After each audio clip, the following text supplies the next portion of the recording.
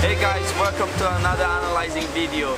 Today we're analyzing a beginner taking off.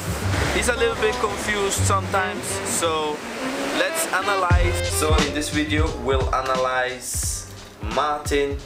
Here we are preparing for takeoff, and we chose the lower part of the takeoff as he may get dragged a little bit. Just to explain how the perfect takeoff should look like in stronger winds, you will choose your technique, one you are confident, or maybe if you practice the Cobra launch, up here the video of the Cobra launch, or maybe down in the description.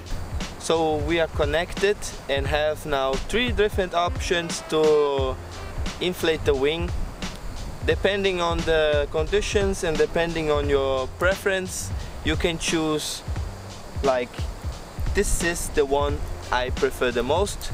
I get both brakes on one hand and both A's in the other hand, and then as I inflate I catch the other brake and have full control through the whole process of inflation.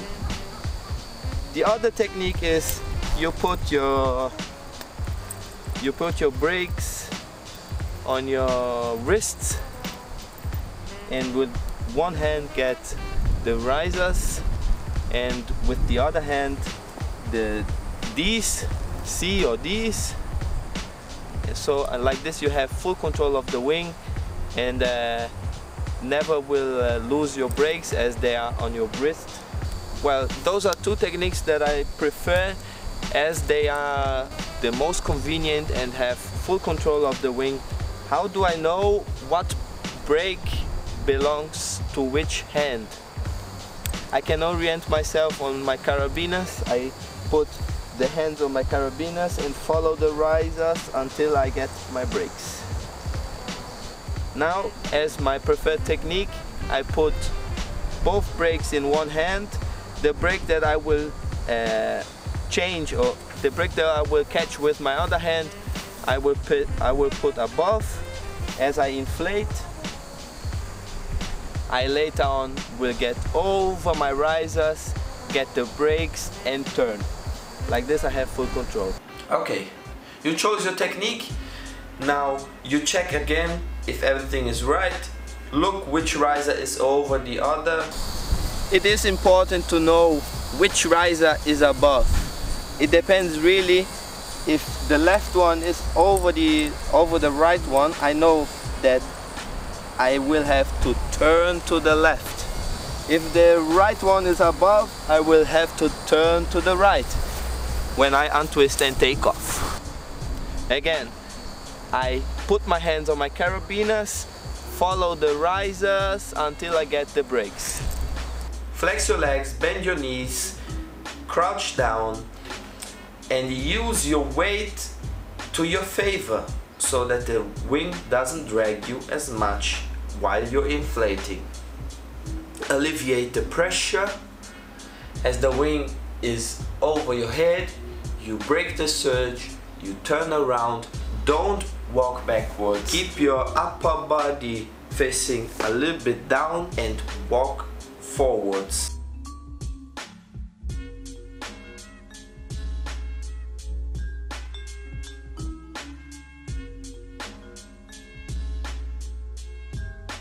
Well, let's see what Martin does in this takeoff.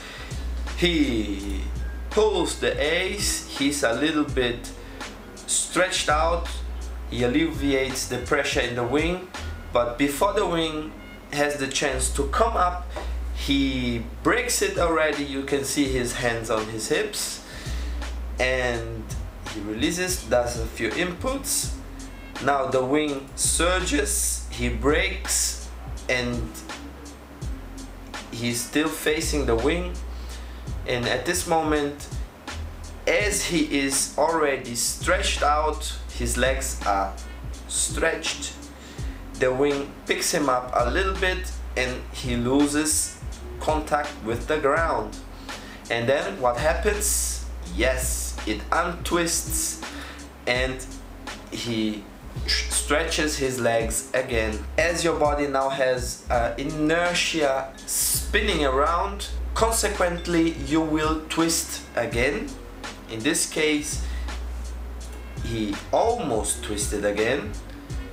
He braked hard. Look at his hands, his arm positions, how he's braking a lot like this. His arms are far out and not near his body where it should be.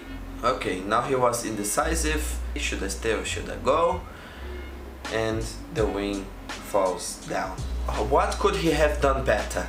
He should have crouched down, inflate the wing, and as the wing climbs up, alleviate the A's so that the wing doesn't surge as strong and you will need less brake input, which is really important as the wind is really strong, and the more brake input you use, the more the wing will drag you. Look at his lines. We can see that he didn't cross the risers. The riser were like this. He get the both A's together and then the lines were crossed, and this could be really annoying at the takeoff. Martin has difficulties in getting his brakes to the correct hands, so our tip is hold your carabiners and follow your risers until you get your brakes. This may be easier. Martin has difficulties getting his brakes and he has difficulties inflating to the unnatural side. So if he's twisted, he likes to have his right riser on top, and like this he inflates like this and then turns to the right. But right now I want Martin to turn to the left because his left riser is on top. It's really important as your left riser is on top, you need to hold the A's with your left hand, and the same if your right risers are on top, then you need to hold the A's with the right hand. Why? Because you will be more efficient, because you will not be braking accidentally. It will be easier to control, even if it feels a little bit unnatural. But make sure to practice both sides because it's really important. Martin didn't practice both sides like I taught him at the dunes. And now you can see in his behavior and in the way he's inflating the wing that he is not really confident inflating with his left riser on top.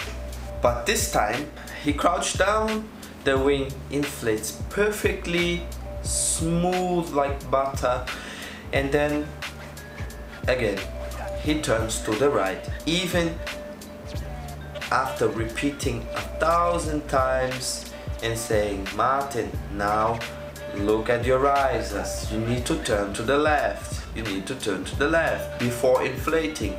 He was mentally prepared to inflate to the left, but as he's accustomed to only twist to the right, he did this mistake, and watch what happens. He tries to untwist to the right, loses control, and tries to support himself by putting his hands down, but obviously as your brakes are on your hands, you will brake accidentally and then the wing will start to drag you. Losing control at a takeoff, it's really dangerous. This is where most people have accidents. So make sure to practice both sides and be confident inflating to both sides. So here we have his takeoff. He crouches down, inflates the wing comes up a little bit asymmetrically. He breaks the wing before the wing has the chance to come up. Again, this is a mistake. And the wing drags him. He trips on a stone, alleviates, corrects the direction. Now the wing is stable. He turns around And look at his body position, look at his arms. He's fully upright, which is not really favorable for a good takeoff. You need to put your upper body down and lift your arms up so that you can generate velocity. The wing will penetrate the wind. And look at his arms. His arms is fully stretched out. Not really efficient. He is braking, as you can see at the trailing edge of the paraglider. He is braking accidentally.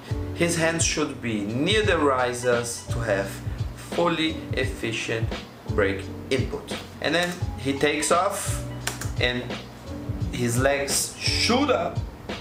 It's like he tried to sit down already.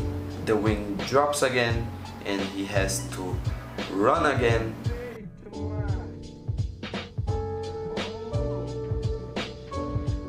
The wing comes up, he breaks the wing before coming up to the top. He needs to take his hands near the risers. And now, as he gets away from the mountain, he uses his accelerator to get in his harness. This is really dangerous on a turbulent or maybe on a thermic spot. As soon as he accelerates the wing to get in his harness, what happens? The angle of the wing changes and he drops, and obviously you increase the risk of collapsing your wing near the mountain, which could have really bad consequences, as you may not have the sufficient altitude to react properly. Things that you may want to do when you take off in strong winds.